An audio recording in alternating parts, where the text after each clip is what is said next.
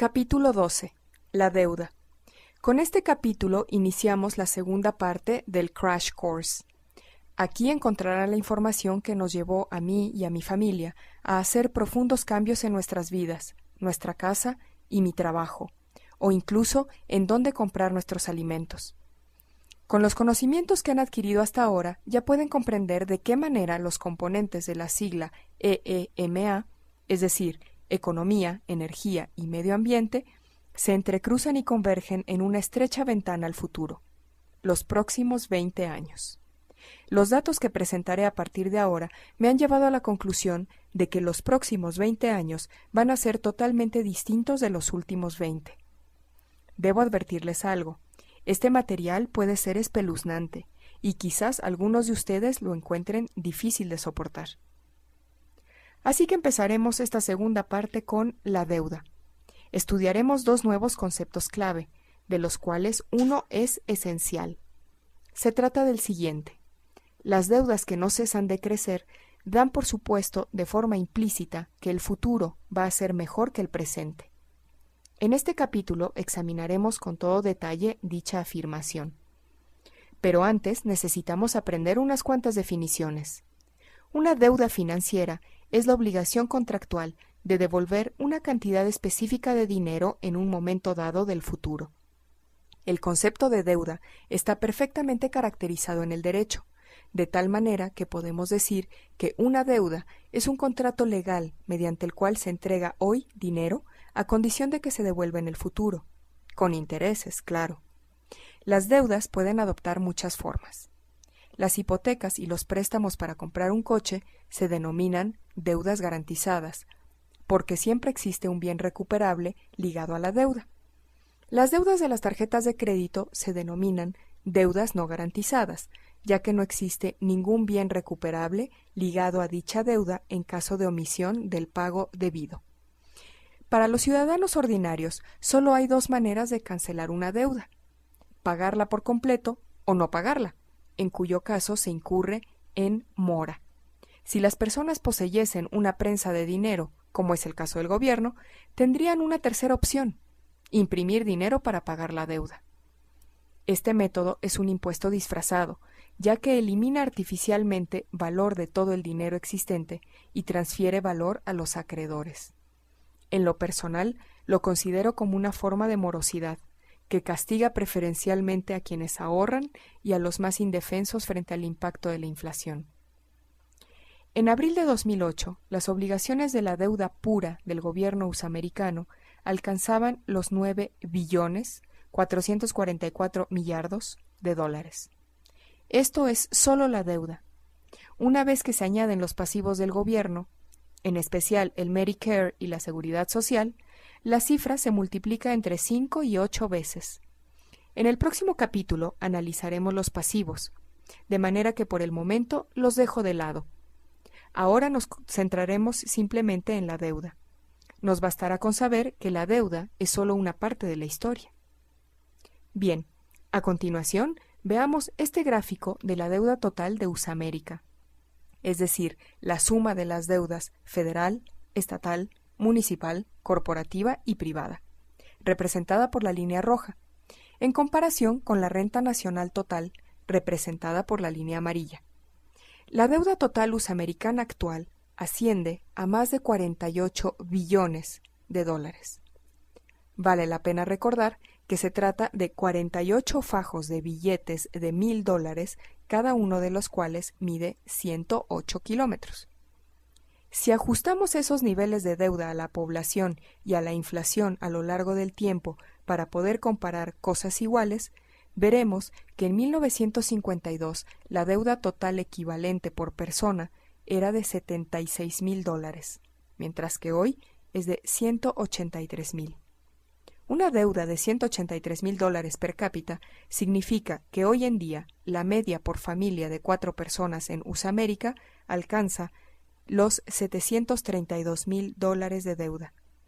Esta es una manera muy útil de enfocar la deuda, puesto que no importa si quien la debe es una agencia gubernamental, una corporación o un individuo. Se trata de deudas de nuestro país, y es la ciudadanía quien reembolsa todas ellas. Por eso, el estudio de las deudas per cápita o por grupo unifamiliar ofrece un cuadro real de la situación. ¿Pueden las deudas seguir creciendo más rápidamente que los salarios necesarios para devolverlas? No, de ninguna manera. En algún lugar de la ecuación existe un límite matemático. ¿Estoy acaso diciendo que todas las deudas son malas? No, de ninguna manera. Ha llegado el momento de ofrecer una nueva definición. La denominada deuda de inversión permite que ésta se pague por sí sola. Un ejemplo sería la típica beca de estudios que ofrece la oportunidad de obtener en el futuro un mejor salario. Otra sería el préstamo que se pide para aumentar el número de mesas de un exitoso restaurante. En la jerga de los banqueros, esos ejemplos se denominan deudas que se pagan por sí solas, porque esos préstamos aumentan las ganancias necesarias para la devolución de la deuda. ¿Y qué decir de los préstamos cuyo fin es el consumo, como son los que se toman para comprar un coche más lujoso, o para ir de vacaciones, o para fabricar más armamento? Esos préstamos se denominan deudas que no se pagan por sí solas, debido a que no generan ninguna ganancia futura. Así que no todas las deudas son malas, únicamente lo son las improductivas. Durante los últimos 5 años, la deuda USA-americana ha crecido en más de 16 billones y la mayor parte de ella pertenece a la categoría de deudas que no se pagan por sí solas, lo cual tiene profundas implicaciones para el futuro, porque los préstamos que no se pagan por sí solos no generan liquidez y la renta nacional ordinaria futura deberá utilizarse para pagar el consumo de hoy en día. Esto significa que habrá menos liquidez para gastos discrecionales en el futuro. Entonces, ¿qué es realmente una deuda? Una deuda consiste en obtener dinero ajeno para gastarlo hoy. Puede ser para comprar un coche mejor y poder disfrutarlo hoy mismo. Pero en el futuro, los montos que deberemos dedicar a reembolsar esa deuda no podremos utilizarlos para comprar otras cosas o para ahorrar. De manera que podemos decir que una deuda representa el consumo del futuro, pero disfrutado en el presente. Siempre que sea yo quien decida endeudarme y pagar personalmente dicha deuda, el problema será únicamente mío. No obstante, si consideramos que nuestros niveles actuales de deuda exigirán el esfuerzo de futuras generaciones para devolverla, entramos de lleno en los aspectos morales de esta historia. ¿Es realmente justo que una generación gaste muy por encima de sus medios y espere que las generaciones posteriores renuncien a su propio consumo para pagar la deuda de quienes las precedieron? Como podemos ver en estos gráficos, esa es precisamente la situación en que vivimos hoy. A menudo me pregunto si mis hijos aceptarán semejante acuerdo. Lo dudo mucho. En el capítulo 4 aprendimos que el dinero es una retribución a cambio de un trabajo humano. Y ahora acabamos de aprender que la deuda es la obligación de pagar con un dinero retribuido en el futuro. De manera que podemos combinar estas dos definiciones para llegar al concepto clave número 6. La deuda es la obligación de pagar con la retribución que se obtendrá a cambio de un trabajo humano futuro. La deuda es la obligación de pagar con la retribución que se obtendrá a cambio de un trabajo futuro. Cuando lleguemos al capítulo que se ocupa de las personas nacidas inmediatamente después de la Segunda Guerra Mundial y del reto demográfico al que se enfrenta nuestro país, recordaremos este importante concepto. Si los actuales niveles de la deuda se estudian con perspectiva histórica y se comparan con el Producto Interno Bruto, también denominado PIB, se observa que no tienen precedente alguno y el gráfico incluso sugiere que estamos viviendo en la mayor burbuja crediticia de todos los tiempos. La deuda crediticia total actual se eleva a más del 340% del Producto Interno Bruto o PIB. Tal como podemos ver en este gráfico, la última vez que la deuda tuvo un parecido, aunque solo remoto con los niveles actuales, fue en los años 30, lo cual es ya en sí mismo una explicación. Las laxas políticas crediticias del gobierno federal dieron lugar a los locos años 20, que se vieron seguidos de inmediato por una burbuja crediticia, la cual provocó 11 años de contracción económica y penurias. todo ello comúnmente denominado Gran Depresión. Nótese que la curva que representa la relación entre la deuda y el PIB no empezó a subir hasta después de 1929. ¿Cuál es la explicación? ¿Acaso hubo más préstamos? No.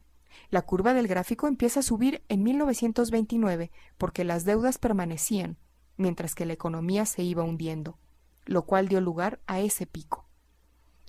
Fuera de la anomalía de la Gran Depresión, nuestro país ha mantenido siempre una deuda inferior al 200% de nuestro PIB.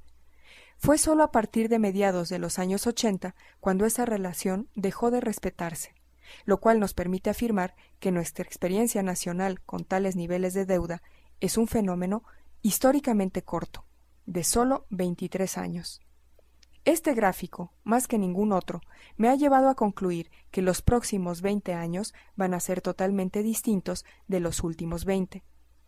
No alcanzo a ver de qué manera podríamos evitarlo si observamos la curva rodeada de la elipse de color rojo. Sobre la base de la curva de este gráfico puede afirmarse que la totalidad de nuestro universo financiero ha emitido una hipótesis sustancial y colectiva con respecto al futuro.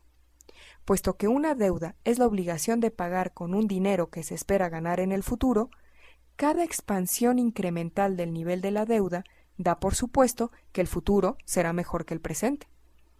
Se trata de una suposición totalmente descabellada, y me estoy refiriendo a la suposición de que el futuro será mejor que el presente. Explicaré por qué. Una deuda se paga siempre en el futuro, y los préstamos se otorgan con la suposición de que serán devueltos junto con los intereses devengados.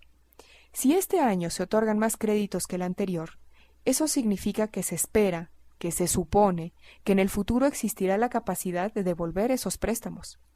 Y dado que nuestros niveles de deuda superan hoy en día el 340% de nuestro PIB, se da por supuesto que nuestro futuro PIB será superior al actual, inmensamente más elevado. Se venderán más coches, se consumirán más recursos, se ganará más dinero, se construirán más casas, y todo ello será muy superior a hoy en día, únicamente para tener la posibilidad de devolver los préstamos que ya nos hemos gastado. Pero vemos que cada trimestre que va pasando nos metemos en más deudas a una velocidad 5 o 6 veces superior al crecimiento de nuestra economía. Incluso si somos muy optimistas con respecto al crecimiento futuro, dicha trayectoria es insostenible. Nuestros bancos, nuestros fondos de pensión, nuestra estructura gubernamental y todo lo que está ligado a una continua expansión de la deuda impiden ese crecimiento perpetuo. De manera que podemos ya formular el concepto clave número 7 del Crash Course. Nuestros mercados de la deuda dan por supuesto que el futuro será mucho mejor que el presente. Pero ¿qué sucederá si eso no es verdad? ¿Qué pasará si en el futuro no podemos pagar todas esas deudas? Bueno, se puede decir que si eso sucediera, se llegaría a un mismo resultado, pero de dos maneras diferentes. Ese resultado único es que las deudas deberán disminuir, mientras que las dos maneras diferentes de llegar al resultado son la mora en los pagos o la inflación. El concepto legal de mora es difícil de explicar. Las deudas no se pagan, con lo cual los deudores se convierten en morosos y los acreedores de tales deudas impagadas no reciben el dinero que se les debe. El sistema, pues, estalla. Los pasivos disminuyen. ¿Qué pasa si el futuro no es lo bastante mejor para pagar las deudas? Las moras son simplemente una manera de no pagarlas. En cambio, la inflación es algo más confuso. Así que veamos un ejemplo. Supongamos que usted vende su casa a alguien y acepta que el comprador le firme un pagaré por valor de $500,000, el cual deberá abonarle en un único plazo de $650,000 al cabo de 10 años. Bien, pero ¿acaso esos $650,000, incluso si el comprador se los llega a pagar en el momento pactado, serán suficientes para que usted, teóricamente, pudiese comprar la misma casa? Es verdad que a usted le han pagado, pero la obligación que usted aceptó de su deudor para que éste le pagase con un dinero futuro ha quedado muy reducida por la inflación. En el caso de que su deudor escoja la mora, su dinero sigue teniendo un valor, pero el problema es que a usted no se lo devuelven. En el caso de que se llegue al resultado a través de la inflación, a usted le pagan, pero difícilmente podrá comprar algo con ese dinero. En ambos casos, su futuro fue peor que su presente, y el impacto es casi el mismo, aunque las maneras de llegar a él son muy distintas. Así que deberá usted hacerse las siguientes preguntas. ¿Se ha metido en demasiadas deudas que deberá devolver en el futuro? Y si es así, ¿qué escogerá? ¿Incurrir en mora o enfrentarse a la inflación? Las decisiones que deberá tomar en su vida futura serán muy distintas y dependerán de si su respuesta a la primera pregunta es sí o es no, y de si su respuesta a la segunda pregunta es mora o es inflación. Así que vale la pena que se lo piense bien. Veamos ahora lo que acabamos de aprender. 1. Concepto clave número 6. La deuda es la obligación de pagar con la retribución que se obtendrá a cambio de un trabajo humano futuro. 2. Nunca antes ha sido tan alta la deuda per cápita de este país. En este país nos hemos metido en un atasco sin precedentes. 3. Durante los últimos 5 años, la deuda se ha incrementado en 16 billones de dólares y prácticamente todo ese dinero fue para el consumo. De ello se deduce que el futuro consumo deberá reducirse enormemente, o bien entraremos en un periodo de destrucción de la deuda, ya sea por mora o por inflación. 4. Y por último, el concepto clave número 7. Nuestros mercados de la deuda dan por supuesto que el futuro será mucho mejor que el presente. Este último punto incide en 2 áreas fundamentales que serán objeto de futuros capítulos del Crash Course. Nuestro sistema económico y, por extensión, nuestro tren de vida se basa en la deuda, y la deuda se basa en la suposición de que el futuro será siempre mejor que el pasado. Por lo tanto, es vital que estudiemos detenidamente esta suposición, porque si es falsa, también lo serán otras cosas que ahora damos por descontadas. Los espero en el capítulo 13, titulado La incapacidad nacional para el ahorro. Para pagar la deuda. Este método es un impuesto disfrazado, ya que elimina artificialmente valor de todo el dinero existente y transfiere valor a los acreedores. En lo personal, lo considero como una forma de morosidad, que castiga preferencialmente a quienes ahorran y a los más indefensos frente al impacto de la inflación. En abril de 2008, las obligaciones de la deuda pura del gobierno usamericano alcanzaban los 9 billones 444 millardos de dólares. Esto es solo la deuda. Una vez que se añaden los pasivos de un coche, se denominan deudas garantizadas, porque siempre existe un bien recuperable ligado a la deuda. Las deudas de las tarjetas de crédito se denominan deudas no garantizadas, ya que no existe ningún bien recuperable ligado a dicha deuda en caso de omisión del pago debido. Para los ciudadanos ordinarios, solo hay 2 maneras de cancelar una deuda: pagarla por completo o no pagarla, en cuyo caso se incurre en mora. Si las personas poseyesen una prensa de dinero, como es el caso del gobierno, tendrían una tercera opción: imprimir dinero para título. Examinaremos con todo detalle dicha afirmación.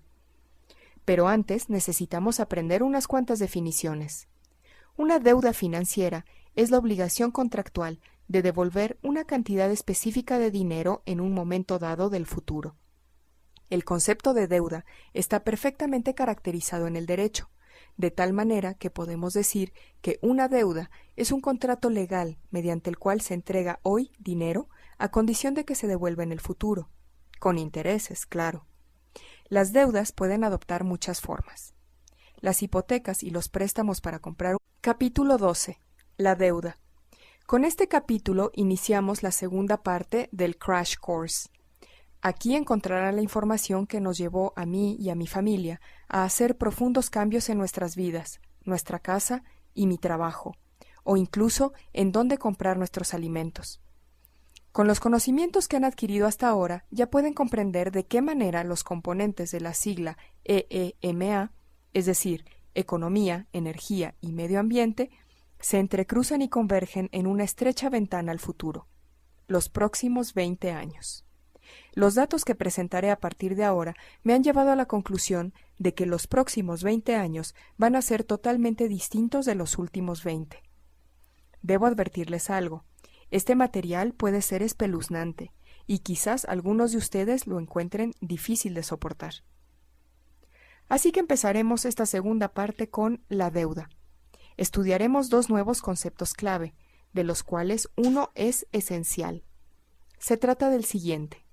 Las deudas que no cesan de crecer dan por supuesto de forma implícita que el futuro va a ser mejor que el presente. En este capítulo